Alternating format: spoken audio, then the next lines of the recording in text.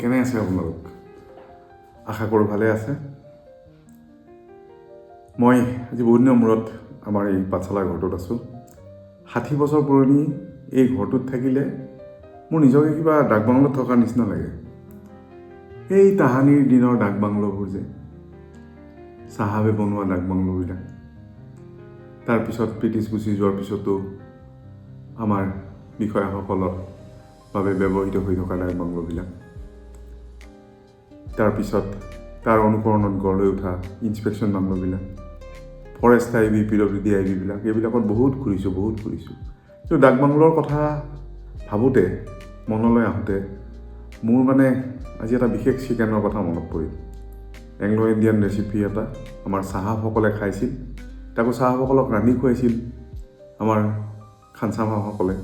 ডাকবাংলোবিলাকত চাহাবসকলক বৰ দৌৰিকৈ তেওঁলোকে ৰান্ধি কেতিয়াবা খুৱাব লগা হৈছিলে, আৰু তেতিয়া তেওঁলোকে এইবিধ মুৰ্গীৰ মাংস ৰান্ধি দিছিলে। ইয়াক তেওঁলোকে নাম দিছিলে ডাকবাংলো চিকেন। আচলতে ডাকবাংলো চিকেন ৰ'ষ্টো কৰিছিল তেওঁলোকে, কিন্তু এটা এনেই অলপ সৰলীকৃত কৰি পেলাই ডাকবাংলো মুৰ্গীৰ মাংস এখনো কৰিছিল। এইখন কেনেকৈ ৰান্ধিব লাগে মই চালোঁ, কিতাপতো পঢ়িলোঁ, ইউটিউবতো চালোঁ। বিভিন্নজনে বিভিন্ন ধৰণে ইয়াক কৰিছে, কিন্তু প্ৰকৃত যিখন ব্ৰিটিছৰ দিনত ডাকবাংলো চিকেন ৰান্ধিছিলে তেওঁলোকে, আমাৰ খানচামাসকলে বা বুৰ্চিবিলাকে, সেইখন অলপ চিম্পল আছিল। পিছত গৈ পেলাই সেই টমেটো পুৰি চৰি এইবিলাক সংযোগ হ'ল, ৰং চং সংযোগ হ'ল। মই বহুতখিনি বিচাৰ খোচাৰ কৰাৰ পিছত বা কিতাপ পঢ়াৰ পিছত মই ইয়াৰ প্ৰকৃত ডাকবাংলো চিকেনৰ যিটো প্ৰকৃত ৰন্ধন প্ৰকৰণ, সেইটো মই পালোঁ, আৰু সেইটো আজি মই ৰান্ধিবলৈ ট্ৰাই কৰিছোঁ ইয়াত পাঠশালাত। অকলে মই আছোঁ। আগতে আমি ডাকবাংলোবিলাকত গৈ পেলাই থাকিছিলোঁ, PWD আইবিবিলাকত আমি থাকিছিলোঁ। কচুগাঁৱৰ PWD আইবি, কচুগাঁৱৰ ফৰেষ্ট আইবি, ক'ত যে যোৱা নাছিলোঁ। জংঘলৰ ভিতৰত বিভিন্ন ফৰেষ্ট আইবিত আমি থাকিছিলোঁ আৰু বৰ মজা লৈছিলোঁ। তাত খোৱাবিলাকো বৰ সুন্দৰ আছিল। আমাৰ এই PWD আইবি, ফৰেষ্ট আইবিবিলাকত বৰ ভাল কুক কিছুমান আছে, বৰ ধুনীয়াকৈ ৰান্ধে। আজি মই ইয়াত ডাকবাংলোৰ নিচিনা পৰিৱেশত চাহাবৰ নিচিনাকৈ আছোঁ। মই ইয়াত চাহাব, কিন্তু একে সময়তে মই ইয়াত ৰান্ধনিও, মই বাবুৰ্চিও, মই খানচামাও, আৰু মই নিজে পৰিৱেশনকাৰীও। মই গতিকে গোটেইখিনি কাম অকলে কৰিছোঁ। ইয়াত মই ইদাৰ আহক বুলি মাতিলে কোনো আহিবলৈ নাই। এয়া আপোনালোকৰ সন্মুখত অৰিন্দম তালুকদাৰে প্ৰস্তুত কৰিছে ডাকবাংলো চিকেন। এতিয়া ইয়াৰ জুতি ল'ব লাগিল, ময়েই অকলে জুতি ল'ব লাগিল। অকণমান খাম আজি ডিনাৰত, আৰু মিমিয়ে সেয়া বন্ধাকবি ভাজি ঘৰৰ পৰা দি পঠাইছে। ডাকবাংলো চিকেন ৰান্ধিবলৈ প্ৰথমে আপোনাক লাগিব প্ৰায় 1/2 কিলো পৰিমাণৰ মাংস, মুৰ্গীৰ মাংস, মিহিকৈ কুটা 3টা পিঁয়াজ, নহৰু 2 চামুচৰ জোখাৰে, কেঁচা জলকীয়া 4টামান, আপুনি খোৱা অনুযায়ী দিব, জালুকৰ গুড়ি 1.5 চামুচ লাগিব, ঘি 2 চামুচ লাগিব, তেল 3 চামুচমান লাগিব, মিঠাতেল, গৰম মছলা 1.5 চামুচ, হালধি 1.5 চামুচ, জলকীয়া গুড়ি 2 চামুচ, আৰু এই দুটা মূল ইনগ্ৰেডিয়েণ্ট আপোনাৰ দৈ 150 গ্ৰাম আৰু নেমুৰ ৰস 2 চামুচ। এই গোটেইখিনি বস্তু একেলগে সানিব লাগিব। গোটেইখিনি বস্তু সানি মাংসখিনি মেৰিনেট কৰিব লাগিব।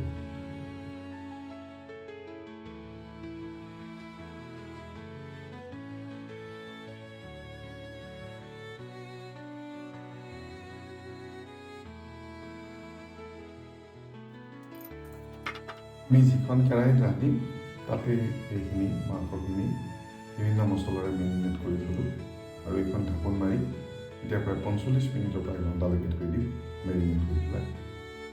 আমি তেতিয়াহ'লে ডাকবাংলো চিকেন ৰান্ধিবলৈ আৰম্ভ কৰোঁ। মেৰিনেট কৰা মাংসখিনি এতিয়া 5 মিনিট ফুল ফ্লেমত জুই সম্পূৰ্ণকৈ উচ্চ কৰি দি পেলাই সেইখিনি 5 মিনিট ভাজক। 5 মিনিট হৈ গ'ল। এতিয়া আমি 20 মিনিট এখন অলপ মধ্যমীয়াতকৈও কম জুইত সিজাব লাগিব। 20 মিনিট সময়, আৰু 5 মিনিটৰ মূৰে লাৰি দিব লাগিব।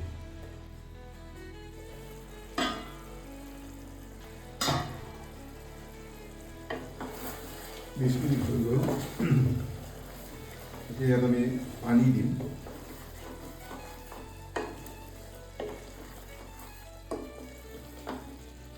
মাছৰ প্ৰায় হ'ব ধৰিছে হৈছে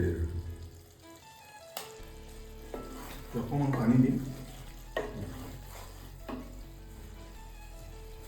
একাপ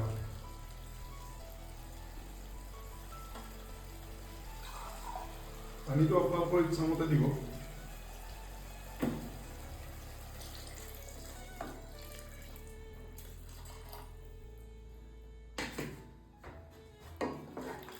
পানীটো আপোনালোকৰ ইচ্ছামতে দিব আৰু এতিয়া প্ৰায় 10-15 মিনিট দিব লাগিব চাই থাকিব এতিয়া এই মধ্যমীয়া জুইতে আৰু 15 মিনিটমান হ'ব লাগিব বাংলোৰ চিকেন ফ্ৰাই হৈছে আৰু আপোনালোকৰ সন্মুখত ডাক বাংলোৰ চিকেন মই গোটেইখিনি যোগাৰ কৰি লৈছোঁ কিন্তু নাই কোনো কম্পেনিয়ন নাই অকলে অকলে খাম চাহাবৰ নিচিনাকৈ খাম মাতিলে কিন্তু কোনো বেয়াৰ কোনো খান চাবা নাহে এয়াই জীৱন গতিকে মই খাম অকণমান প্ৰথমতে মই এইটোৱেই জুতি ল'বলৈ ট্ৰাই কৰোঁ আমাৰ ডাক বাংলো চিকেন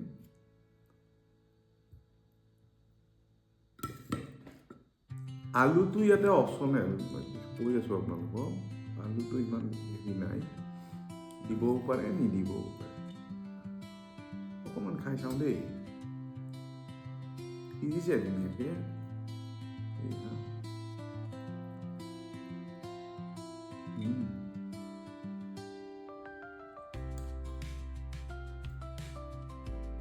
অতি সুন্দৰ মইতো নিজেই কওঁ ভাল হৈছে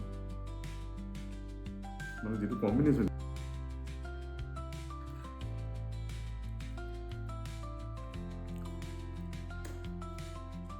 গ্ৰেভিটো বৰ বঢ়িয়া হৈছে ৰান্ধি খাই চাবচোন মানে অলপ বেলেগ ধৰণৰ সোৱাদ এই ধৰক আমি সকলোৱে চিকেন খাওঁ কিন্তু এই ধৰণৰ বস্তুবিলাক অলপ বেলেগ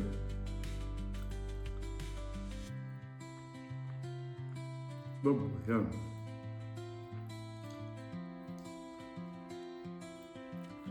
ব্ৰেডত মই অকণমান বাটাৰ চপ গাৰ্লিক দি দিছোঁ সেইকাৰণে খাবলৈ ভাল লাগিছে ব্ৰেডটো